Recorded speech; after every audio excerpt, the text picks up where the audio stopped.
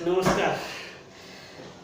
मैं प्रशांत गणपति वनकुरे, बालकृष्ण सामाजिक सेवा वायु संस्था पुणे। आज अपने साथ जुड़े हुए हैं डॉक्टर गजानन बालकृष्ण पाटिल, जिन्होंने 15 साल से सोशल एक्टिविटीज़ में सक्रिय है। आज तक हमारे संस्था के बहुत उन्होंने मदद या फिर सोशल एक्टिविटीज़ में सहकार्य किया है। उनका qualification MS ENT doctor PhD degree है, कान नाक गला तज्ञ है और associated professor in ENT department Bharatiya Vidyapeeth college of Ayurvedic and hospital Pune ननकौड़ी, और वो आयुष पॉलीक्लिनिक के डायरेक्टर है, secretary Pune cell association secretary है, president of Ayush life foundation. उन्होंने आज तक बहुत सारे जर्नल पब्लिश किए इंटरनेशनल जर्नलिज्म में, यानी कि साइंटिस्ट के लेवल में सब उन्होंने आज तक काम किया।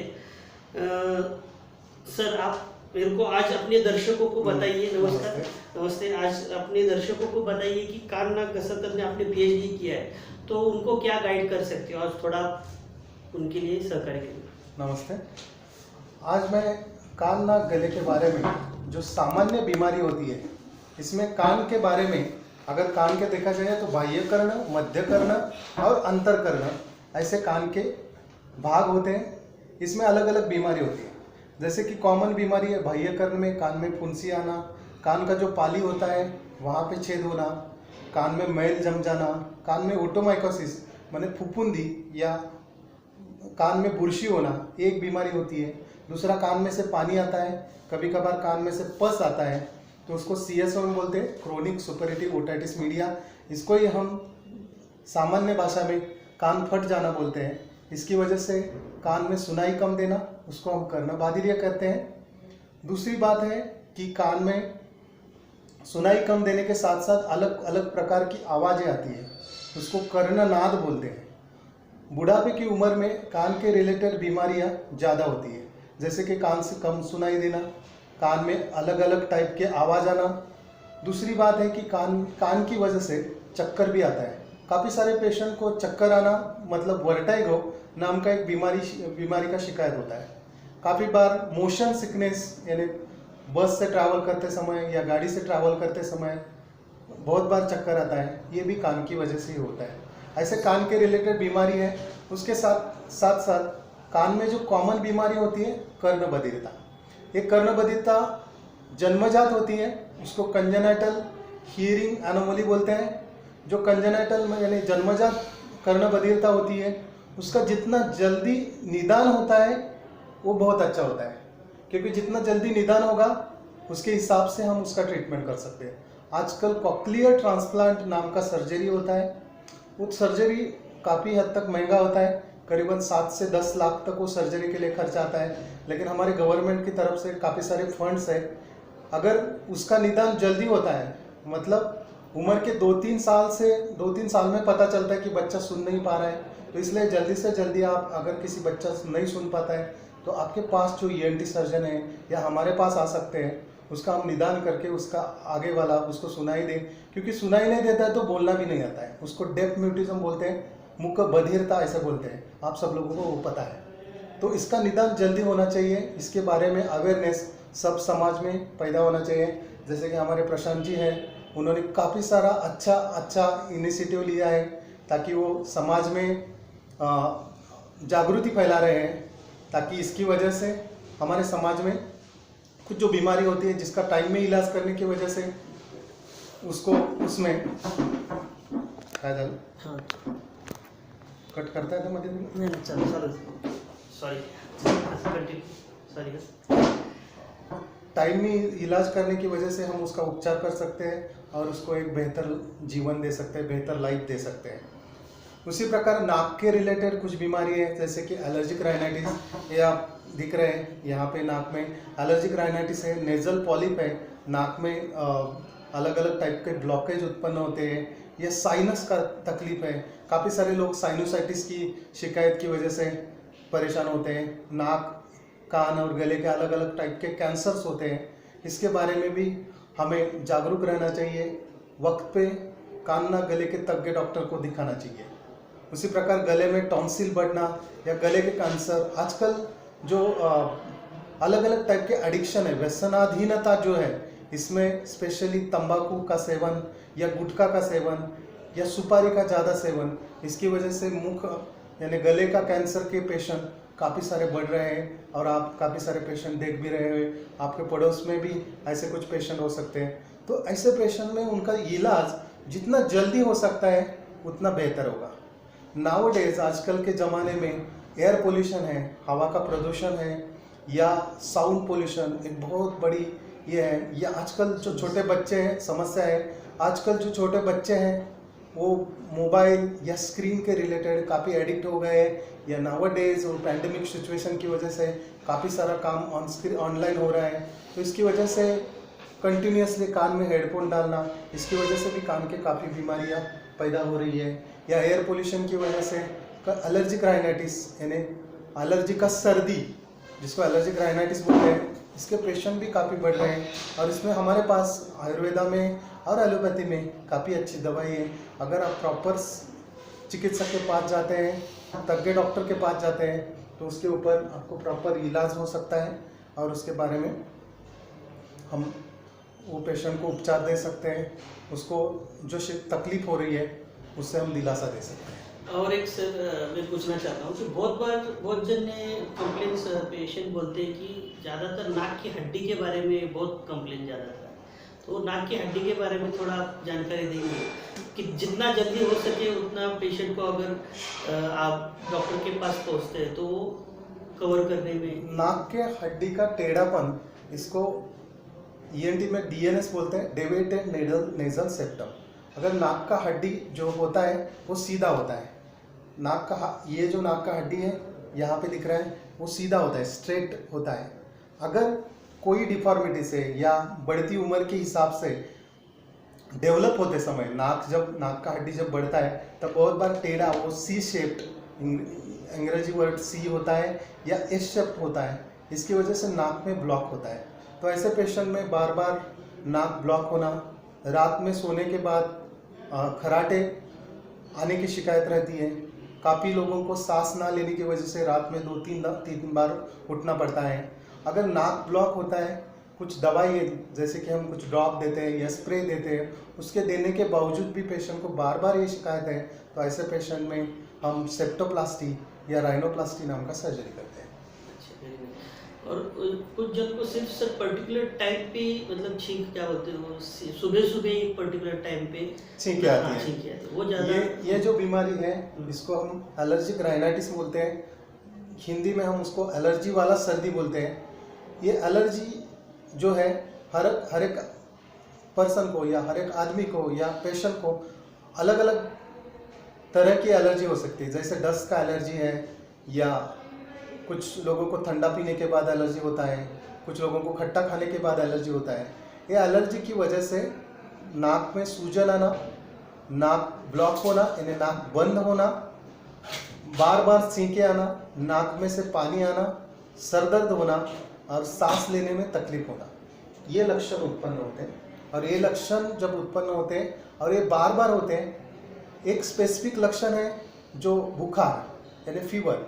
एलर्जिक राइनाइटिस में इनिशियली फीवर नहीं होता, अगर सेकेंडरी इन्फेक्शन होता है तभी फीवर होता है। बिना बुखार के जब आपको बार बार छींकें आ रही है, नाक बंद हो रहा है, सांस लेने में तकलीफ हो रहा है, नाक में से पानी आ रहा है, तो आपको एलर्जिक राइनाइटिस हो सकता है।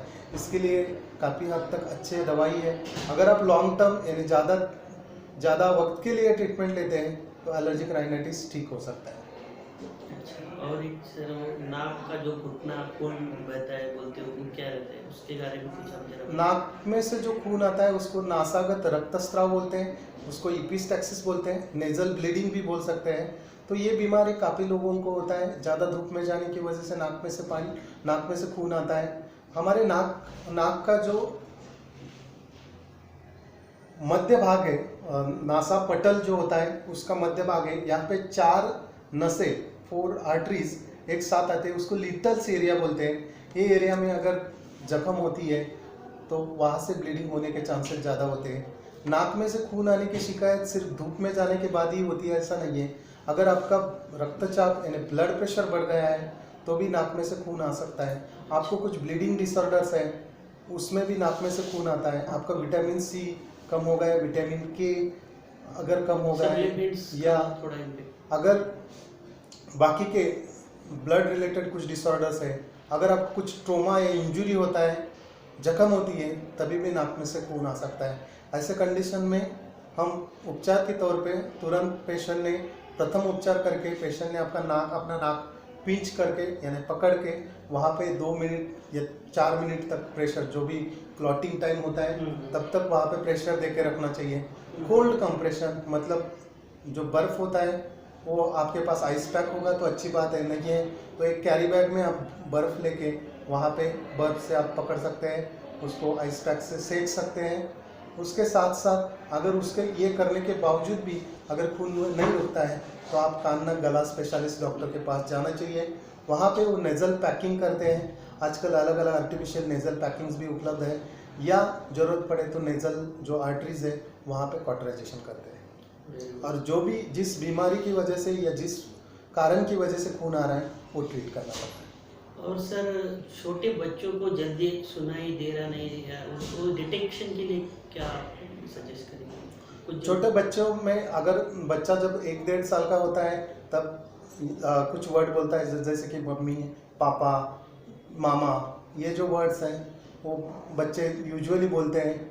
आवाज़ करने के बाद एक सिंपल टेस्ट है, हर एक आदमी घर में कर सकता है। वो टेस्ट है कि बच्चे के पीछे जाना है, बच्चे के सामने नहीं, बच्चे के पीछे जाके जोर से ऐसा क्लैप करना है। अगर वो जहाँ जिस बाजू से क्लैप, अगर यार इस बाजू पे क्लैप करता है, उस बाजू की तरफ अगर बच्चा देखता है तो आप एक जनरल इंडिकेट सामान्य लोगों के लिए अच्छा टेस्ट है कि हाँ दिख रहा है तो उसको सुनाई दे रहा है। अगर कुछ क्लैप करने के बाद घर में पीछे कुछ बढ़िया आवाज़ आ रही है, उसकी तरफ भी नहीं देख रहा है, तो बच्चे को जन्मजात कर्णबाधिर्य हो सकता है, ऐसा हो सकता है। काफ़ी सारे बच्चों में आजकल ऑटिज़म का शिकायत है। ऑटिज़म में सुनाई देते हुए भी बच्चा स्वमग्न होने की वजह से बहुत बार उसकी तरफ देखता नहीं। इसके लिए कुछ टेस्ट होते हैं जो कि बेरा नाम का एक कान कर्णबाधिर्य जांच करने का टेस्ट होता है, वो करके लेना चाहिए। उसके लिए आपको आपके पास वाले कर्ण नासा तज्ञ जो है उसके पास दिखाना चाहिए। और सर एज के हिसाब से ओल्ड एज में आप क्या थोड़ा सलाह देंगे? उसी विषय में मेरा खुद का पीएचडी हो गया है। एज रिलेटेड जो बढ़ती उम्र के हिसाब से जो बाधिर्य होता है उसके लिए आज तक ऐसा कोई एश्योर्ड मतलब ठीक करने वाला दवाई नहीं है। उम्र के हिसाब से जो सुनाई कम देता है, जैसे कि उम्र के 45 साल से धीरे धीरे कम सुनाई होना चालू हो जाता है। करीब करीब 60-65 साल तक